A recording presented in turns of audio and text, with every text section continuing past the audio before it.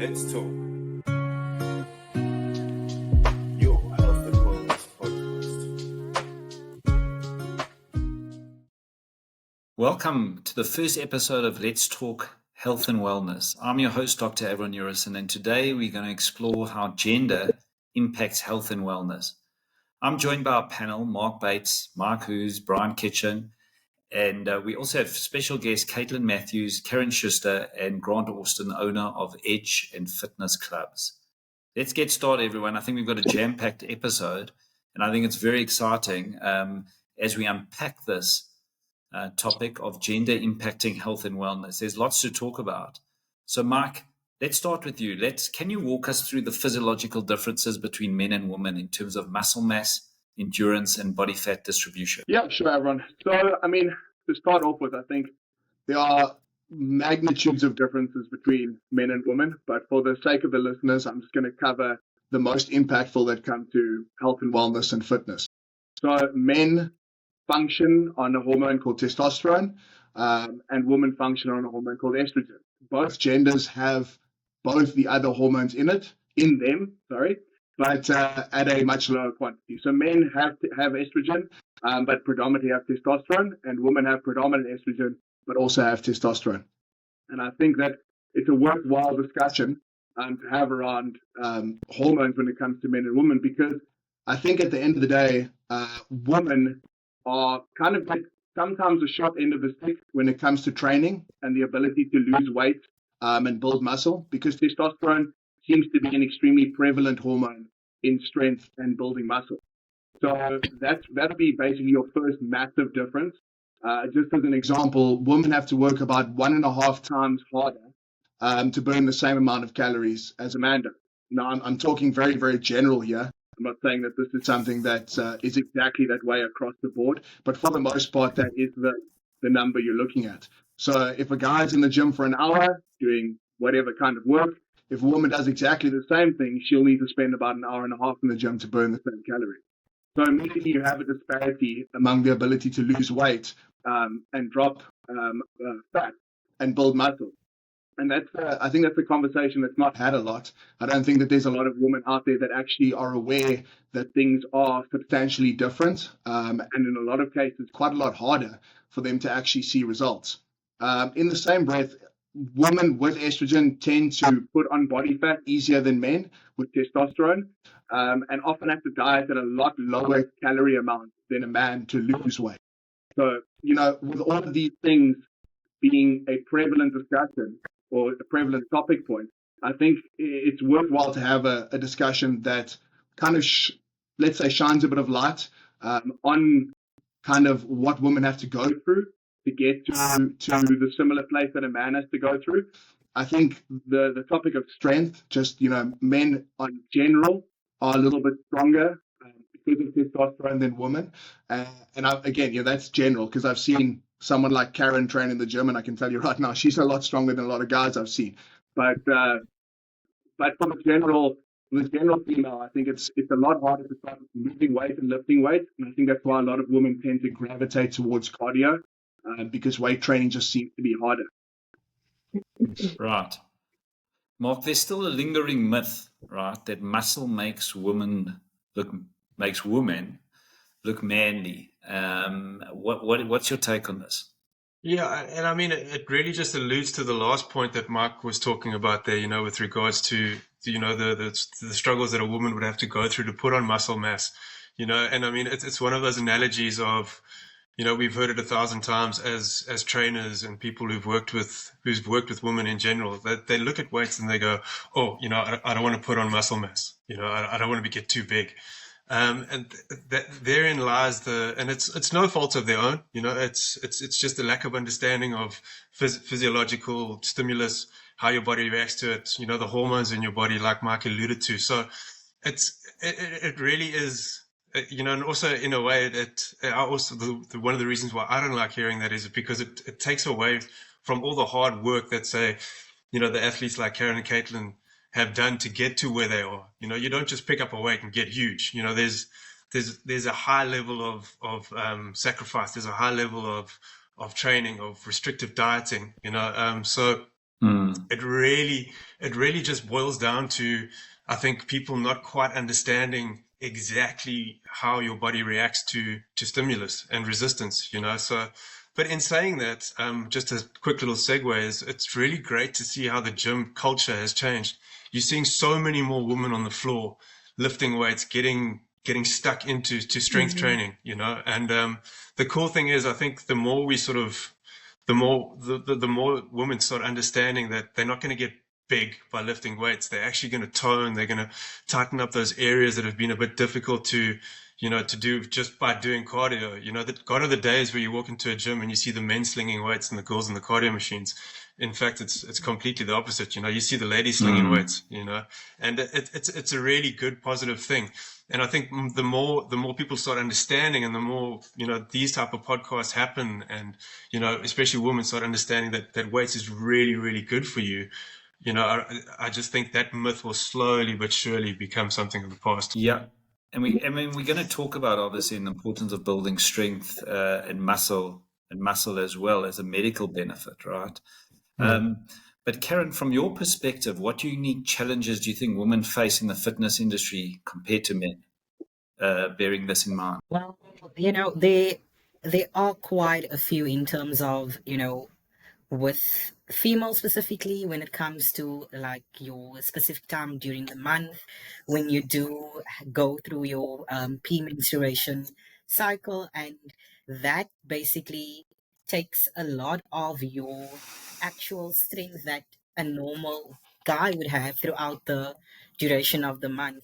So with a female, I find myself having strength for about 2 weeks of the month, and the other 2 weeks of the month, it's literally just me in pain and trying to push forward. But what I can say is that it's also in accordance to your mindset as a female. I would still say, try your best to do maybe some cardio if you can't push heavier. Whereas a male would be able to, push heavier in terms of a female going through PMS or anything like that. So it does become technical when you do the comparisons between the two, because men normally weigh more, they have more muscle composure. Um, we as females need a lot more micronutrients and vitamins to help us function when we are experiencing our premenstruation cycle. So there are some tactics that does need to be taken into consideration, especially with strenuous training when it comes to a female. Caryn, do you think females they come in at a bit of a disadvantage in terms of weight training and muscle strengthening? I beg your pardon? Do you think females come in at a bit of a disadvantage then when it comes to weight training and muscle strengthening? Essentially, I would say that there is a slight disadvantage because obviously, men with the testosterone, we basically only produce about 10% in comparison to men, and also like a woman's heart rate increases a lot slower at the same excursion rate than a male's perspective. So there is a slight disadvantage in terms of that. And then as well, when it comes to meal plans and dieting and stuff like that, a male would obviously obtain a lot more protein and a lot more calories in comparison to a woman needing more like calcium during your menstruational cycle, more protein as well. But a male would always have the upper hand when it comes to weight training. So I think we've established, right? So we all understand, and I think it's pretty clear that that men and women are different, right? Despite what some people might think in the world, we're saying that certainly in our experience, and certainly let's talk about from the gym and training perspective, men and women are different, and we need to take that into account, and that there are physiological differences. Let's move on to strength training, right? And the misconceptions and benefits and some differences between men and women. Caitlin, can we talk about that, strength training, and what are some misconceptions you've come across about women lifting weights? Personal experience. So in the beginning, I kind of got me into it. So when I started off my journey, I was very tiny, very, very thin. I basically had no upper body strength whatsoever. So training in a gym environment and seeing other people like, if not the same kind of build that I am, but they're stronger than me. And I'm like, yo, but like, how should we lifting weights like that? And I'm doing my best. I'm eating what I'm supposed to be eating. but I'm not getting to that level that she is at, or say, for example, my partner. But the thing is, I think for us, it's like we have to understand that it's a slow build. Like you're not going to wake up tomorrow and have the strength of the person next to you. You know, you got to keep at it and keep at it. And I think for women, we do take a lot longer to build things. So with a little bit of an advantage of being a stockier girl or someone that genetically is a bit more built, you're still going to take time to build up to that, you know, strength that you're looking to get to. And the thing is, we 100% have a little bit of a disadvantage in that sense with regards to like the hormones and stuff. During our menstrual cycles, we are very weak compared to what we used to be on. I think also mentally, that hits us and knocks us, and we feel like, okay, now I'm already feeling demotivated. I'm not getting strong as quick as I thought I would. On top of now having these weak moments throughout the month when you're. Then what, if I may ask you this, so what did something change in your mind mentally that you said, you know, I can actually do this. You know, I don't have to live under the same misconceptions about what I can do and how the type of weights or what type of muscle training I can undergo. Where was the shift? Was it first in your mind, your mental shift, or was it through gradually progressing, I suppose, from a physical training perspective? In the beginning, it definitely was, well, what have I got to lose? If I keep at this, I'm mentally enjoying coming to the gym. I feel good after this. I feel like the mental state of things was helping me a lot. So over time, progressively, I was starting to see a little bit of progress. It became addictive. I'm like, okay, what is my what is it capable? What could be next for me? So I just kept at it and kept it. I think for a lot of people, it's just like point of where your body plateaus. Because a lot of, you know, people tell me, oh, my body's like fighting me. It's just, it's stubborn. No, it's not stubborn. It's normal. Just give yourself time. It's going to get, you're going to peak, and then your body is going to get to that level. Then you're going to stay there for a bit. And then again, you'll get to that next level. So for me, it definitely was finally getting to, don't give up. That hunger for it, just keep pushing. Like I said, you've got nothing to do. See what your body do. Start seeing the little things. It becomes so addictive. And you're like, okay, cool. Like, what is next for me? So I suppose that brings us onto the topic, Caryn, of heavyweights, right? A lot of people have asked this question, and we have a lot of women asking this. How important is it for them to lift heavyweights? I suppose there's this misconception that you're going to a gym, and guys, you can tell me this true or not, but you see all the men lifting the huge heavy weights and the women the lighter weights, right? So are we seeing that change? You know, it's shifting. And I suppose the question is, how important is it for women to lift heavy weights, and what benefits, let's say, personally have you seen from heavyweight lifting? I necessarily think super heavy weight lifting, so just lifting weights. Going to the gym allows you to grow and get better.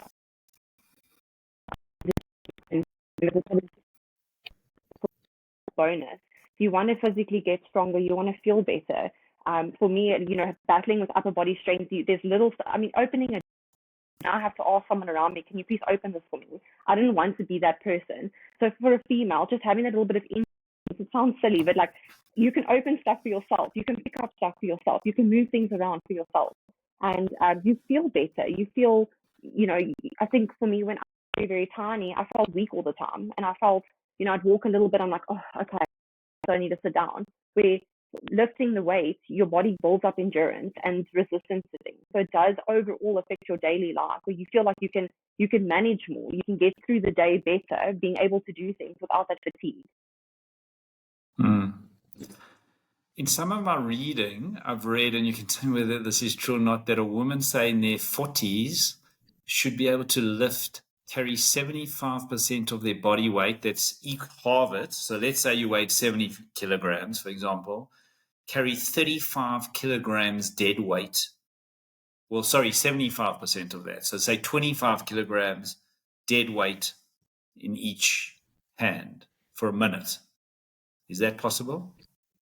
Personally, never tried it or asked to try it, but I definitely think it would be possible. There are definitely, Caryn could probably do that now already. There are definitely some women who are just very, very, very capable. Fine. That really comes into, obviously, and what we're trying to stress here, the importance, obviously, of it. No one needs to be super weightlifters, but the importance of, obviously, as you're saying, Caitlin, like just do those weights, do that muscle strengthening, and obviously keep pushing that, right? And it also reduces later on in life, injuries and joint issues and all that stuff. If you build up that resistance and you give your body the stability it needs to house, especially for women, as you get older, your bodies change a lot, especially those that have kids. So to allow your body to go through these changes in a way of resistance and allows it to bounce back a lot better. Great. Thanks for sharing that, Caitlin. I think, and that's an important message, really, strength training and benefits, and we should bear that in mind, and that, yes, there are differences between men and women, but there's no reason men and women shouldn't be working out and building those muscles, and we'll talk a bit about the medical benefits of that as well. I think maybe let's move to understanding a bit about the hormonal health in men versus women as we tackle this area. And let's turn to Brian and Mark to discuss a crucial topic, hormonal health. Now, we know there's a lot of information out there, guys, and it's really about sifting out the important facts for our listeners. So, Brian, can you dive into the roles of the key hormones like testosterone and estrogen, how they impact mental health, metabolism, and fitness for both men and women? Well, hormones play a very crucial role in regulating not just the muscle side of things, but also various other bodily functions. And their impact does vary significantly between men and women. If you look at the hormone in men, testosterone is the primary sex hormone. It also does present in ladies, but in a lot smaller amounts, and it is produced in men in the testes and in the woman in the ovaries and the other adrenal glands in the ladies. When it comes to the mental health, testosterone levels can really influence mood and behavior. For men, low testosterone levels have been linked to feelings of depression, irritability, fatigue, a lack of self-confidence.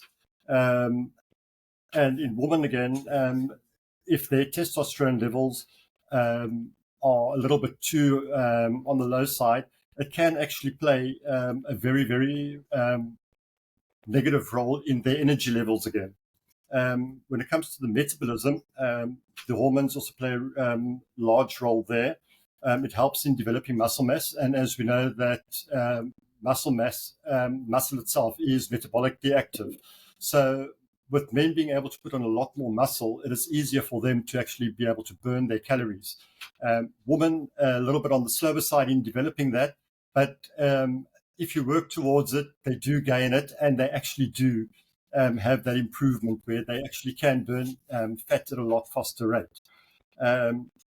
When it comes to the fitness, high testosterone levels generally contribute to the muscle mass and the physical strength in men, and it also aids in recovery. So when it comes to the recovery side of things, when it comes to building the mass in gyms, the ability to recover the muscle and get back into the work again hard does help with that side of things. When it comes to estrogen, I'm going to leave it to our ladies' man, Mike. He has a lot of experience working on the ladies' side. And I would refer the ladies to him if there are any issues, because he really is a great expert when it comes to this field on ladies and their hormones. Just before we go there, Martin, certainly we want to hear on the estrogen side, but Brian, in your experience then, I mean, we're saying high testosterone leads to greater muscle mass. Do you find that men are potentially with normal testosterone are asking for increased testosterone to increase their muscle mass? In some cases, yes. But depending on, if you're looking at the social media, folks are actually all going for the testosterone to be the influencers and gain that popularity in the social realm. But then also, if you're looking generally, this is now a negative on the medical profession. If you look at the past, the past levels of testosterone in the blood, that has decreased radically, but yet they have said that the new lower levels are the new norm. And we find that things that are in the foods, like the BPCs and all of the others, they are actually suppressed. The glycophates in the toxins that are sprayed on vegetables, they will decrease both in men and women the estrogen and their testosterone, which does lead to a lot of other negative effects. the microplastics that actually work their way into the body can actually find their way into your testes and hinder the development of sperm, and in some cases actually affect the mobility of the sperm, which makes reproduction a lot more difficult. So there are a lot of negative outside influences. And what I like about the gym life, and the ladies can attest to this, is it actually forces one to actually start thinking about things and start trying to live a cleaner lifestyle. Before we actually go further on that, listening to the other two ladies, Caryn and Caitlin most probably can attest to this, but especially when it comes to contest dieting, the menstrual cycle there does play a big role, because that throws people like myself out when you try to do your body assessments because of the added water that they carry. It would be actually interesting to hear from them. How do they cope with their diet when they do go into their various contests? And I think we will look at that and try and understand that a little later in this podcast. But Mark, maybe as Brian mentioned, maybe you want to just give us a bit of insight on estrogen and your experience with that and how it affects female health in their training. Sure.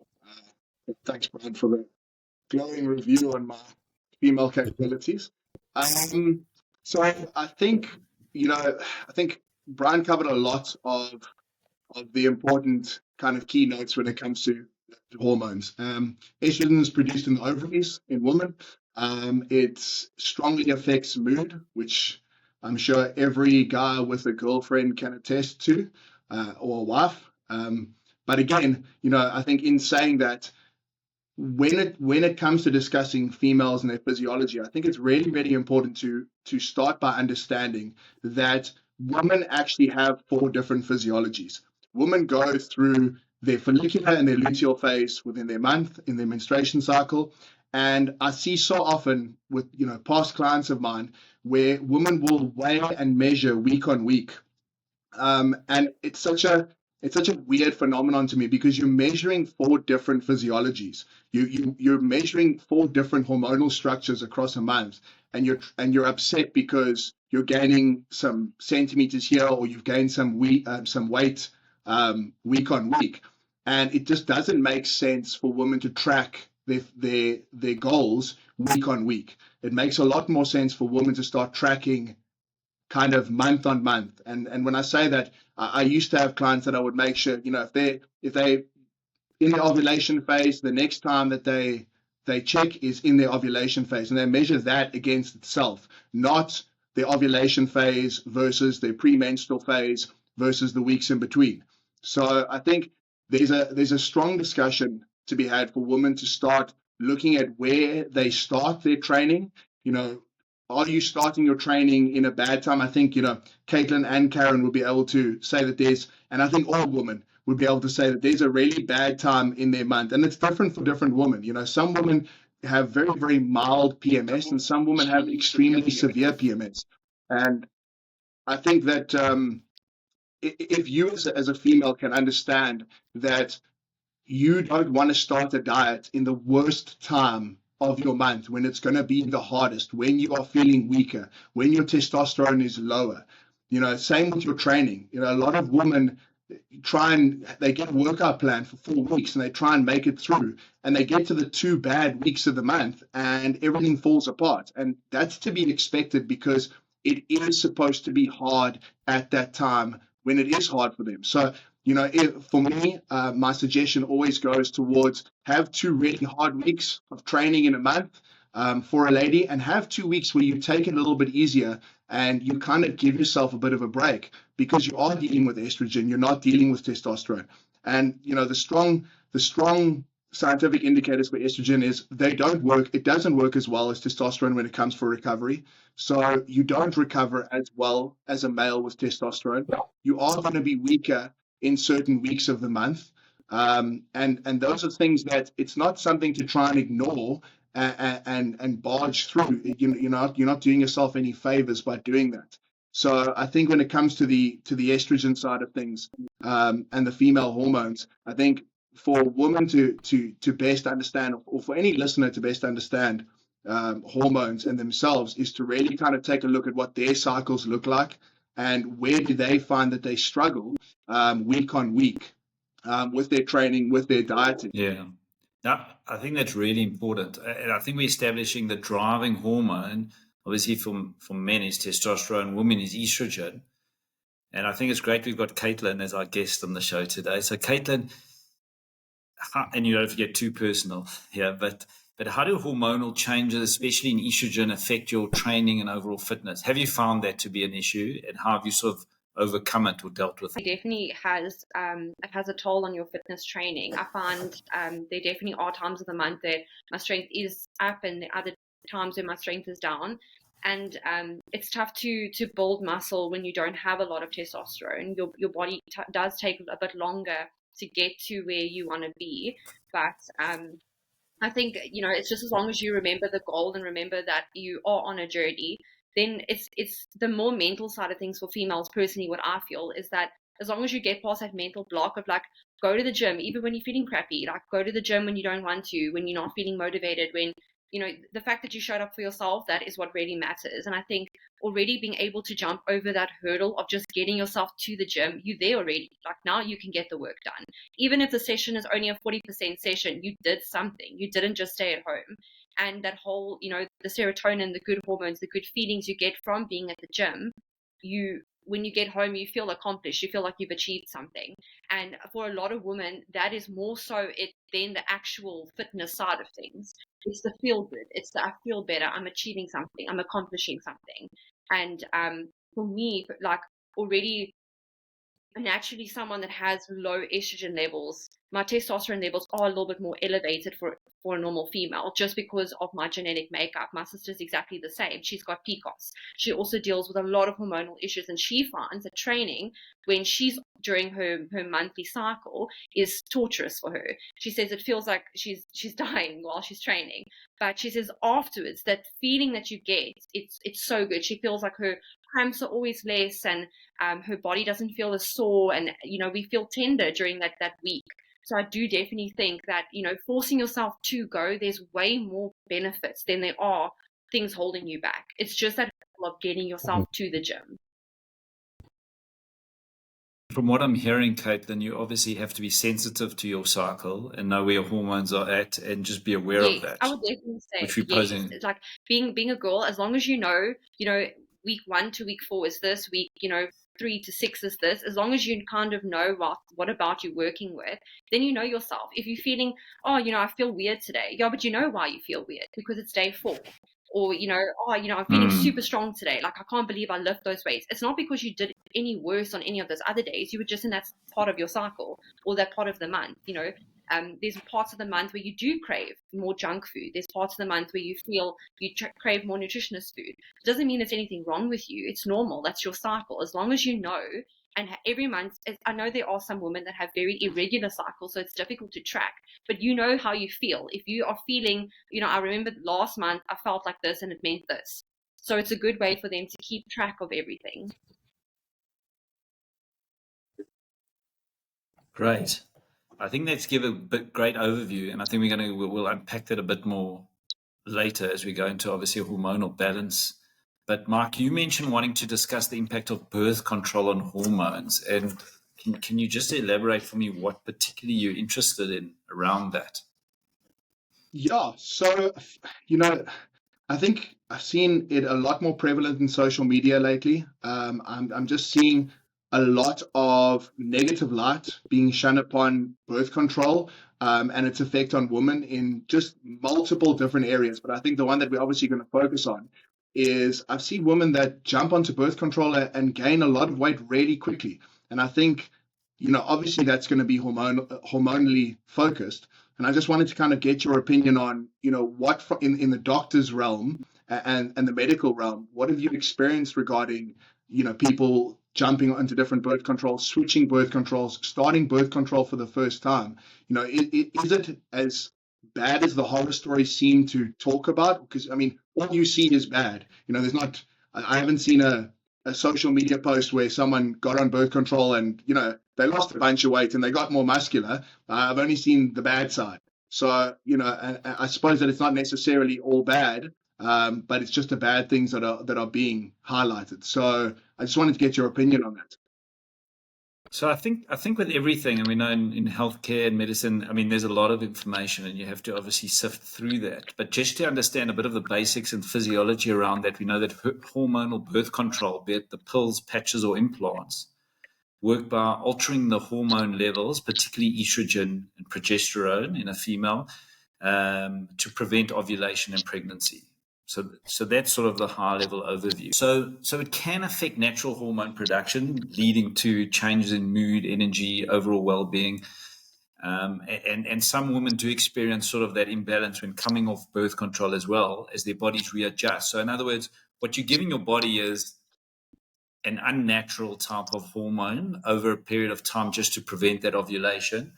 And then when you stop it, your body just readjusts and you start producing your own hormones again. And so it's just to talk about a few things like the weight gain myth, right? While many women believe birth control causes weight gain, studies show no consistent evidence linking birth control to significant weight gain.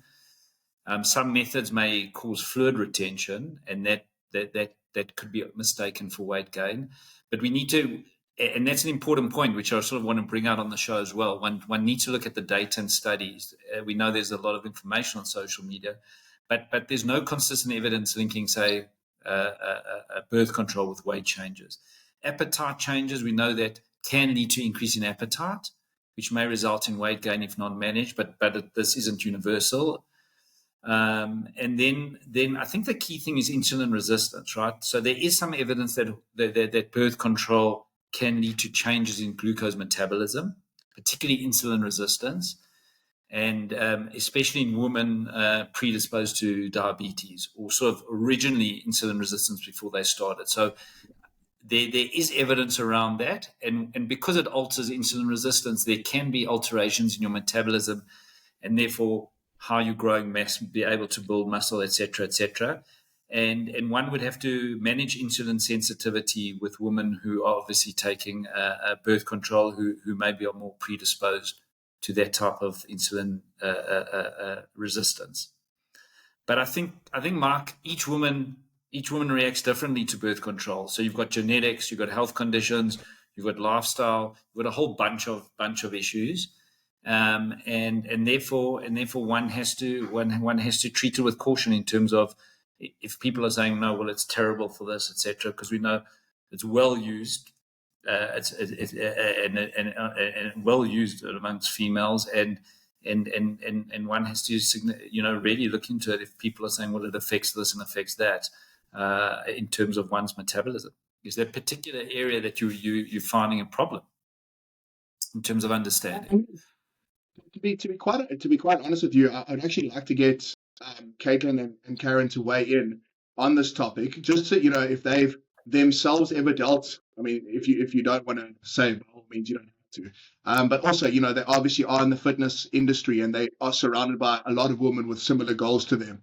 And I'm sure that they would either have some stories supporting issues that women have had, or they wouldn't. And if they didn't, then I think that we could kind of leave it at the fact that it is a lot of social media talk. But as you said, there's not a lot of science that backs it up. But yeah, I'm just interested to maybe start with Caryn. So maybe Caitlin, can we move across to you? Maybe have you, in terms of whether you want to, once again, without getting too personal around this, but I mean, in terms of birth control, and if you've ever used it, I mean, have you noticed that it affects your fitness or health or training? For 12 years. I went on it very, very young. I battled a lot with iron deficiency. During my cycle, I used to lose a lot of blood, and it was problematic. So the doctor put me on the pill, and I've actually personally never had a single issue. It's never caused me to have breakouts. It's never caused me to have weight gain or weight loss, any appetite changes, anything like that. But a lot of my friends do feel that their contraceptives cause issues for them. I do have a friend that's gone off of hers completely, and she feels that now she's got more energy and she's more active. But I don't know. Personally, I just feel like you haven't found the right one for you. If you find the one that works for you, can have amazing benefits for you. It just depends on coming across the correct one, because yes, you might feel now because you're off the pill, you're feeling better, and you've got more energy, but that's why you're losing weight, because you're more active, because you have more energy, because you don't feel crap.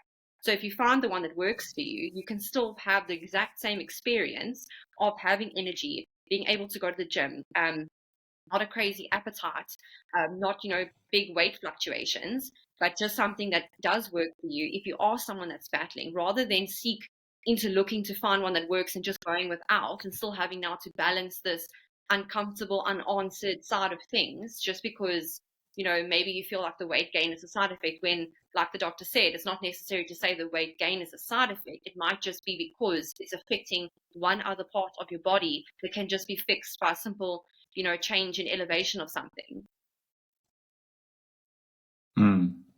So I think the message that's coming out, and Mark just coming into that, is that I suppose there's no significant large pools of evidence that birth control would necessarily affect individuals. Of course, everyone's different on genetics, and if one is finding differences, then you should say maybe look at different alternatives, as we've seen.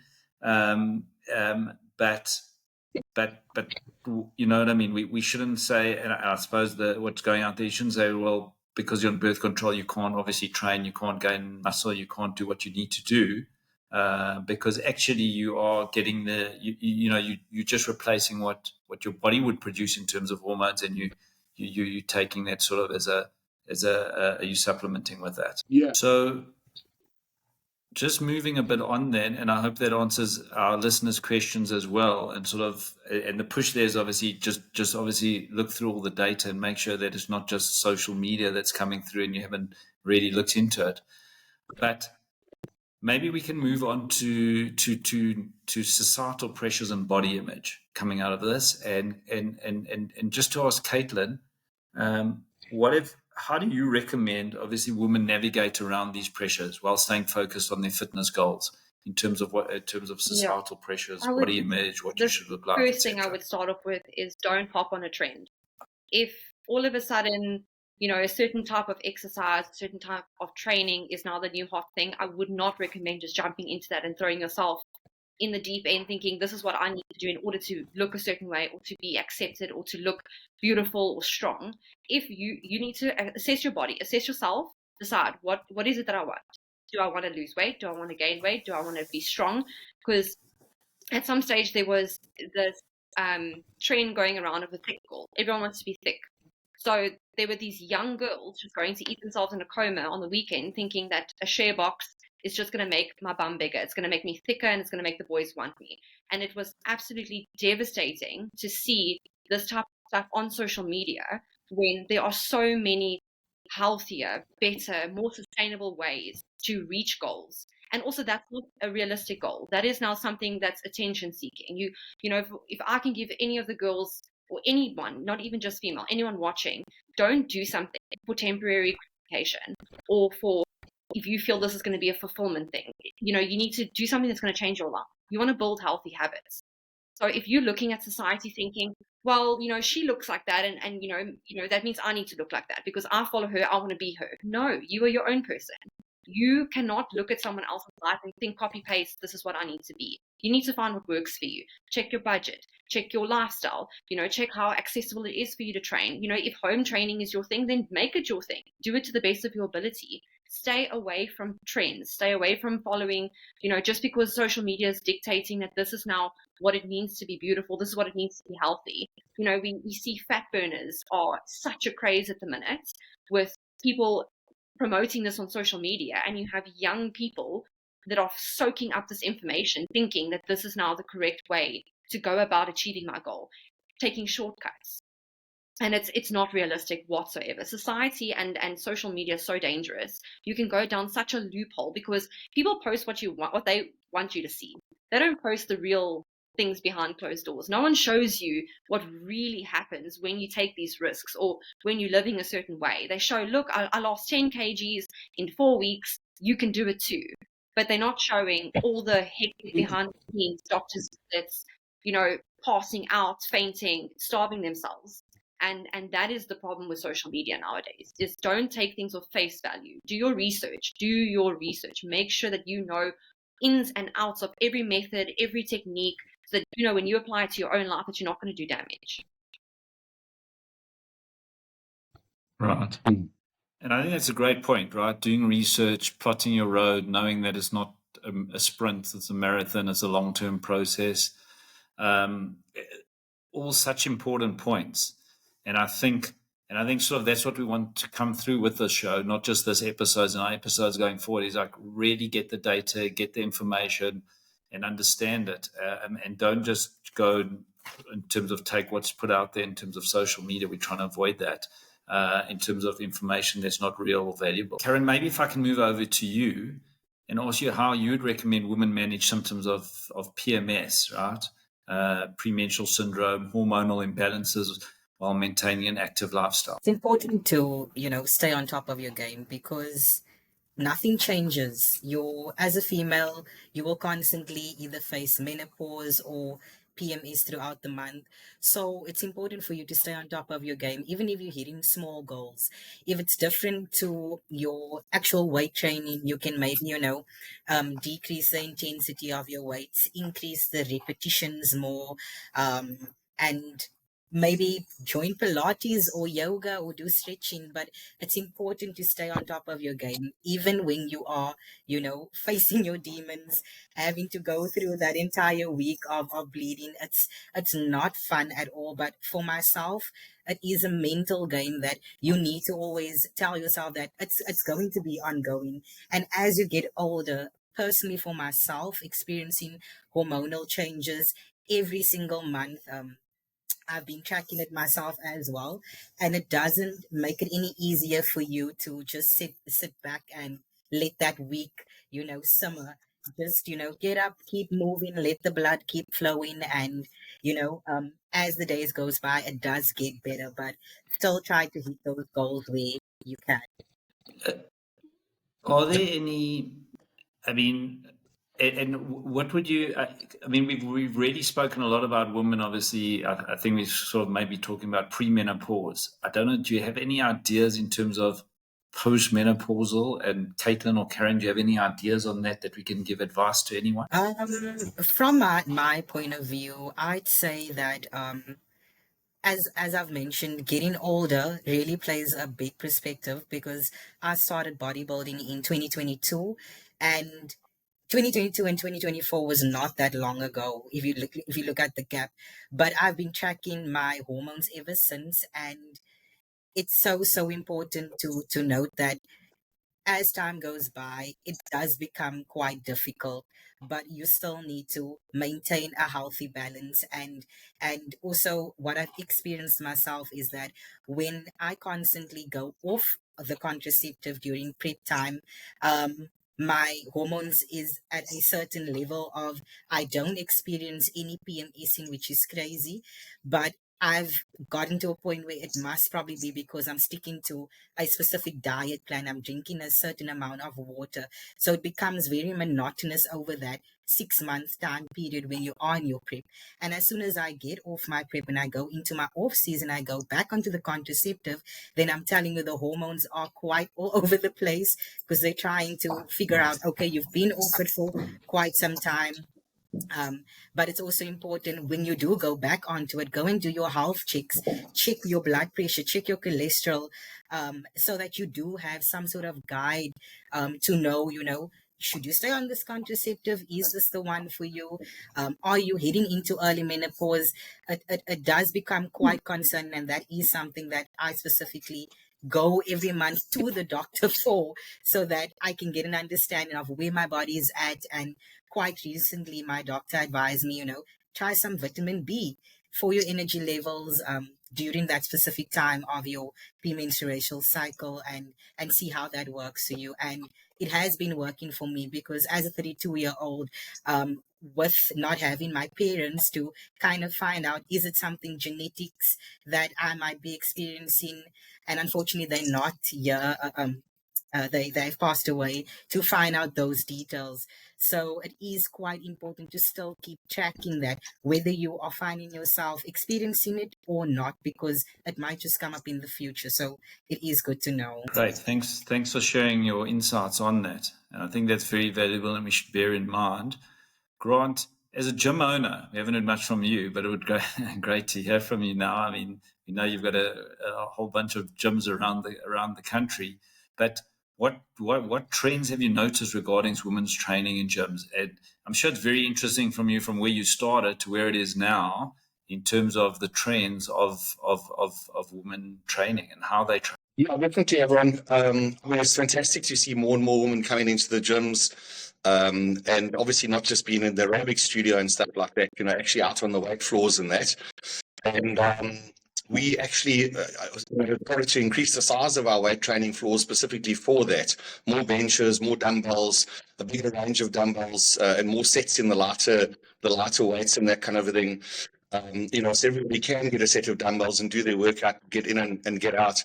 What I found very interesting that Caryn was saying just now was, to keep your routine up, no matter how you feel. And to be dead honest with you, I've been in health and fitness for a long time, and I didn't actually realize that it was up to 2 weeks that ladies battled on their cycle and their strength.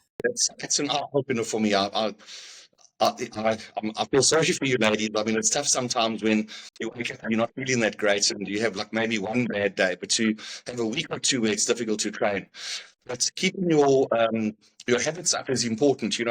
What Caryn was saying just now about go and do a class, go and do some Pilates, go and do something that you can, because you need to maintain those habits. The minute you start to let those habits slip, one day becomes 2 days, becomes 3 days, and then you're out of it again.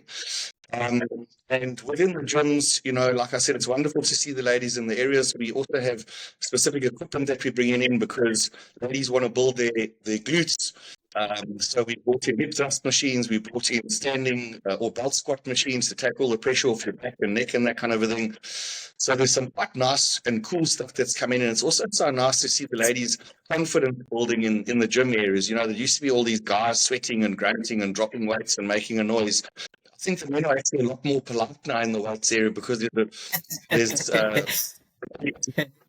what we say and watch what we do, and obviously, we inclined to be a bit messy in that, and women seem to put us in our place there. So I think it's a good thing for the gym industry in general, and I want to see that trend keep on and on. Another thing that somebody mentioned earlier on in terms of testing, how important it is to test and to understand, if you're on the wrong pill, you're on the wrong pill. And that's not just with birth control, it's with lots of things. You find people change their medication and suddenly they're itching and scratching and sweating and doing all kinds of stuff like that. So it's super important to be in touch with what you're taking and how that's affecting you, to understand and to seek medical advice, to testing and that sort of thing. So that's very encouraging to see that is happening. Aside from that, we also talked about the gym being a place where you can compete against yourself. If you want to try out for the soccer team, there's one small thing that you have to have. You have to have a bit of soccer skills. So, a lot of kids, especially these days, won't try out for the teams because they just know that they're not going to make it and they might look stupid. Whereas in the gym, you're completely competing against yourself and you're improving yourself every day. What Caitlin was saying earlier on about, not being able to pick something up or lift something or open something and how empowering it is, that's something you almost take for granted as a man. You can pick up heavy stuff and do this and open bottles and da-di-da-di-da. But it is very empowering for ladies to start being able to have a lot more control over their lives, control over their bodies, control over what they do from a sporting perspective. And it's just incredible for me to see the physiques that some of these girls come out with. I mean, it's an absolute thing of beauty. So keep it up, girls. I'm really proud of where you are and where you've come and where I'm sure you're going to go to as well. Caitlin, maybe I can just come in here. Do you resonate with the idea that gym training is about self-improvement rather than competition with others? When I started my journey, she would not believe where I am now. And it's not a case of like being, like you say, better than anyone else, but looking back at myself and what I did and how far I've come. If you told me 3 years ago that I would be stepping on stage in 2023 and bringing home the SHM trophy, I would have told you you're on drugs. There's no way. It's not possible. And now to look back and be like, I did that because I believed in myself. And it's because it was a personal goal, not because I had anybody next to me clapping hands to me saying, you got this. I had to make the decision for myself. How badly do you want it? I tell everyone around me that if there's anything that you want in your life, it's about how hungry you are for it. It's not about motivation. It's not about anything else. It's about discipline and hunger. If you want it bad enough, you can achieve it. And looking, like I said, looking back at where I was to where I am now, even though I'm still not where I want to be, I've made a hell of a lot of improvement just for myself, just in health, being healthy, being stronger, looking healthier, feeling healthier. And, every single time I go to the gym, it's one step closer to being where I want to be. And I mean, it's so empowering. It's an incredible thing. It's something that's completely personal. No one else can do it for you. You have to show up for yourself. And every time you see an improvement, it's because you decided you were going to make that adjustment or that show up that day, no matter how you were feeling. And I think that ties really nicely into our whole theme of these podcasts. It's about health span and not lifespan, which means in every decade that you live, you've got to be the healthiest person that you can be. And in terms of that, we've spoken and we will speak a lot about very important levers that one can pull to achieve that. And one of them is certainly building muscle, right? And muscle, it's a very effective way to obviously make you healthier, both now and in the decades to come. Do you feel healthier? And are your, and I know this may be a personal question, but your measurements, are you healthier than when you started from a total health perspective? I was quite underweight when I started my bodybuilding, I would say bodybuilding loosely, my gym journey in the beginning, because it was more so for me just to try to pick up some weight. I was super tiny, like super, super tiny. And it was a case of like I said, I felt unhealthy. I couldn't even pick up stuff properly. I was like very, very underweight. So for me, it was the thing of like, okay, I'm doing this because I want to feel better. The aesthetics wasn't even a part of it in the beginning. It was more honestly just every single day, just trying to feel a bit better. It was very hard. It was very hard in the beginning to go to gym and do exercise because for the next 4 days I felt paralyzed. I could barely move because of like my body was in shock. It was like, girl, what are you doing? But now it's like, okay, great. 2 days, a little bit of gain. I call them gain pain. A little bit of gym pain, 2-3 days, and then that muscle is stronger and you feel healthier. And now, like health-wise, I don't get sick. It's very rare that I get the flu or get sick because we keep our vitamins up, we keep our training schedule up. It also really boosts your immune system going to the gym. There's a hell of a lot of germs floating around everywhere. No matter how clean we keep it, I know the germs do well. But Caryn can relate. There's a lot of sweaty people. You're going to pick up some chojos, but it honestly builds your immune system. You don't get as sick. You actually really do get stronger in every way. It's amazing. Doc, I'll say something quickly. One of the aspects that we overlook is that at the end of the day, what's in here determines how your whole life runs. So if you're feeling good and positive about your body and people are complimenting you, whether they are or they aren't, you're just seeing good, solid gains. It changes your confidence levels as well. And that has such a massive effect on your life in every single way. I go to the gym in the morning. If I'm not feeling great, whatever it is, I have a good workout. I feel great when I walk out. I know that I'm looking the best version of myself that I can, and it has massive benefits to your self-confidence. And if you're confident and comfortable within yourself, your mental attitude is right. It changes every aspect of your life. It's just one of the things that you have to do. No, Grant, exactly that. And I was going to get to the whole mental side of things, and I'm sure. Caitlin, and I'm sure Caryn has a lot to give input on that as well. Your mental strength to actually achieve this has been incredible. And I suppose sort of what we've outlined through the show, you would have thought, in terms of the way Mark and Mark outlined it, that maybe males will have this advantage because they have this steady testosterone. And I think I've come out through the show that men never wake up and have a bad day, which is definitely not true, right? We may not have 2 weeks of bad days, but we definitely have difficult days. But they have the steady testosterone. But women may be a disadvantage because they have this estrogen progesterone cycle, which obviously varies, and they've got to deal and they've got to deal with that, and obviously manage their training and their health parameters around that. But I think what we've outlined in the show is that it's doable, right? It's different. It's different for males and females. And I sort of think, well, maybe we've neglected the males in the show in terms of what they need to do to track. But I think as at least we debunked the myth that women can't get there and can't be doing the muscle strength and bodybuilding and building their health as men can. I don't know if Mark or Brian, you want to add anything into that? Yeah, if I may jump in with regards to something, I think something that's also very important is finding what makes you tick as well. You know, like Caitlin and Caryn have found their success and what makes them tick in the sort of bodybuilding performance aspect of lifting weights and that type of thing. But I think it's also very important because not everyone's going to gravitate towards that. So it's also important to find out, what is it? Why are you going to gym? You know what I mean? What is it that makes you want to go into gym every day? Because some people just generally don't like lifting weights, and that's fine. You know, but that's the other cool thing about the fitness industry. It's not just limited to weights. There's so many different aspects about it. And I think Grant alluded to it earlier. It's try a class, try this, try that. You know what I mean?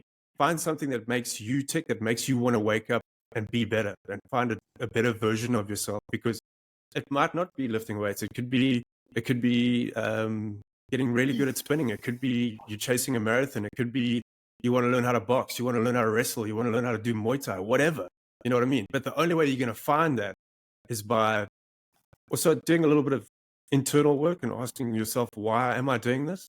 You know, because that's, I think, how you get the real longevity out of your training. As once you found your why and the reason why you get up in the morning to go to do this, that's very important, because nobody wants to get up at 4:45 in the morning and go to the gym. But if you've got a reason to do it and you understand why you want to do it, you know, then it makes that sort of internal drive a little bit easier. So I think that's also very important. I just want to mention something. Yeah, I think just to piggyback off what Mark said, you know, I think all of us here that are in the fitness industry, I think we've experienced people asking us this question of what's the best exercise, what's the best way to train. It's such you know, you get it from young people, you get it from older people. It's like, what's the best way to train?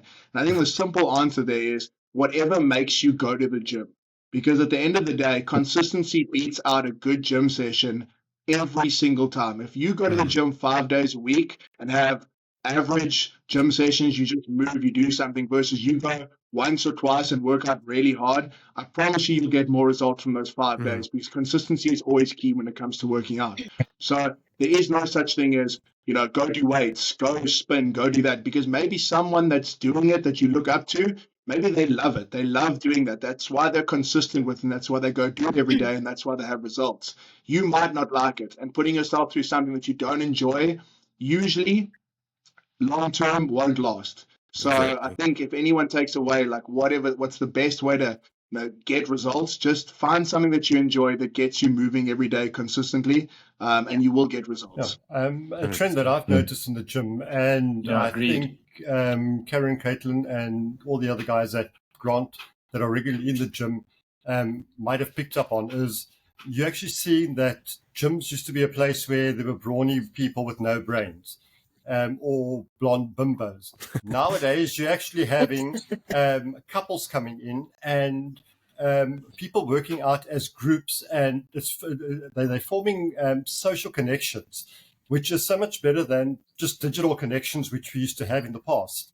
And there's interaction, there's communication, there's encouragement. And sometimes, yes, there's a bit of cockiness, but that actually does spur a person on.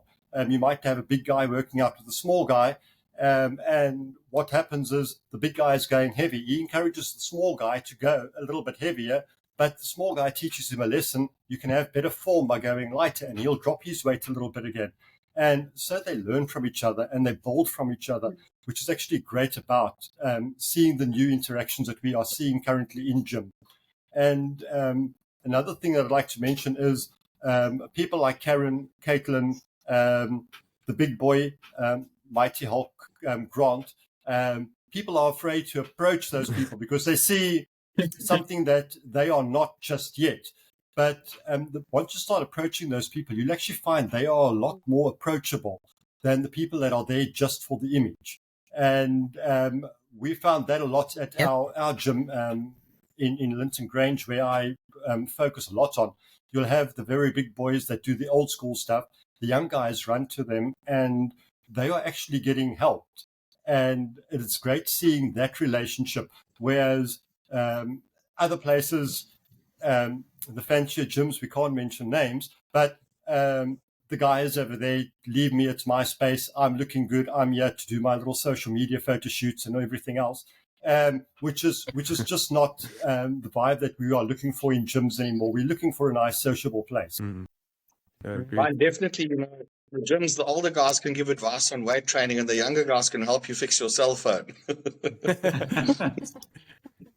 So again, it just adds to that give push pull, that push pull give take situation. It's a social place at the end of the day, and it should be fun. So it should be enjoyable.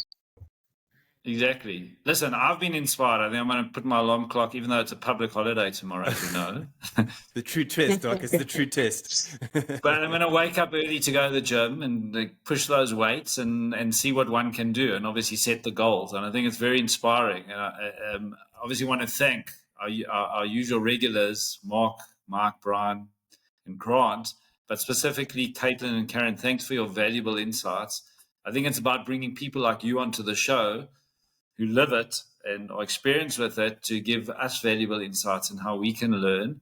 And I think it's been really interesting to unpack this topic in terms of how gender impacts health and wellness. I think we recognize that there is a difference.